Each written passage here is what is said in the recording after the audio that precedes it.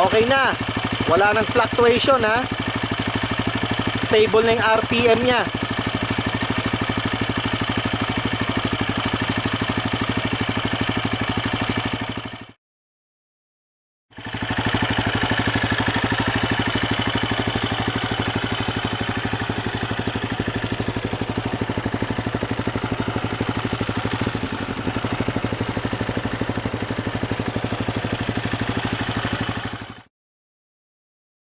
Ang unang dahilan mga katoto ay ang murang presyo nito.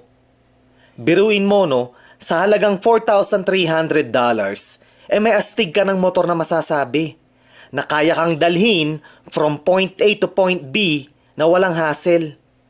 Alam naman nating lahat kung gaano kamahal ang mga Japanese bikes at iba pang European bikes.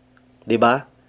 So sa halagang $4,300, meron ka ng Italian brand na nakatatak na sa kasaysayan o sa history ng mundo ng mga motorsiklo. So para sa akin no, yung $4,300, murang-mura na yan. Hindi ka natalo dyan. Ang pangalawang dahilan mga katoto, sa halagang $4,300, meron ka ng Italian motorcycle na mayaman sa usaping heritage. Benelli ang kauna-unahang gumawa ng inline 6 engine na motorsiklo. Naaalala nyo ba yung mga super bikes ng Benelli noong late 90s to early 2000s? Yung Tornado? Yung Tornado 1130, isa sa pinaka-unique at pinakamahal na superbike noong panahon na lumabas siya.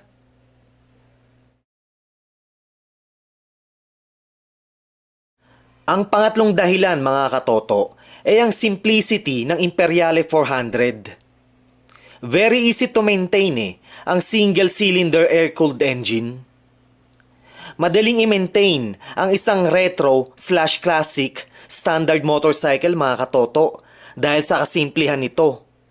Biruin mo no, walang fairings na kailangan baklasin at walang fancy electronics ek-ek-ting na kagaya ng mga modern bikes nowadays. Ang pang-apat na dahilan mga katoto ang sapat na power delivery at torque ng makina ng Imperiale 400. Very torquey ang makina, kaya hindi ka rin mabibitin.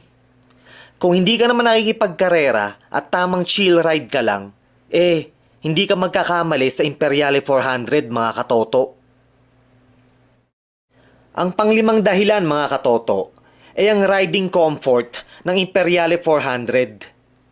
Sa totoo lang mas relaxed pa ang ride ng Imperiale 400 ko kaysa dun sa Honda ADV 160 scooter ko. Maniwala ka.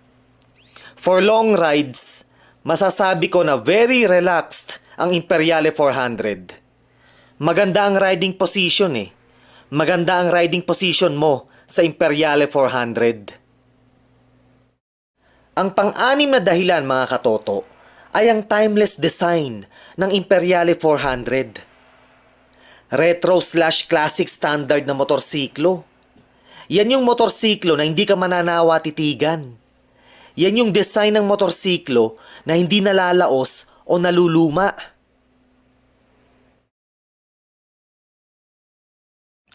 Ang pangpitong dahilan mga katoto ay ang pagiging chick magnet ng Imperiale 400. Poging-pogi Kahit saan ko dalhin yung Imperiale 400, laging napupuri dahil sa kapugian. Ang pangwalong dahilan mga katoto, retro bike oo, pero fuel injected na, disc brakes ang harap at likod with ABS, may fuel gauge at gear indicator. Oh, san ka pa? Ang pinakahuling dahilan mga katoto, huli pero espesyal at mahalaga. Okay, mahalagang dahilan. Okay, eto yun. Walang vibration. Habang nagra-ride ka, wala kang vibration na mararamdaman.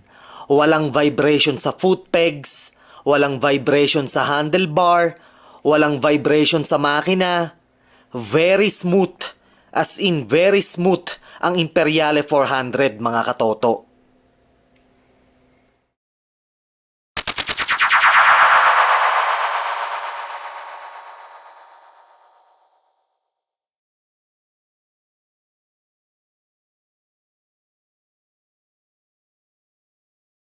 So yeah, ayan siya. Aha. Sasabihin ko ulit, nakakatuwang banggitin eh. Benelli Imperiale 400. Benelli. Trip lang.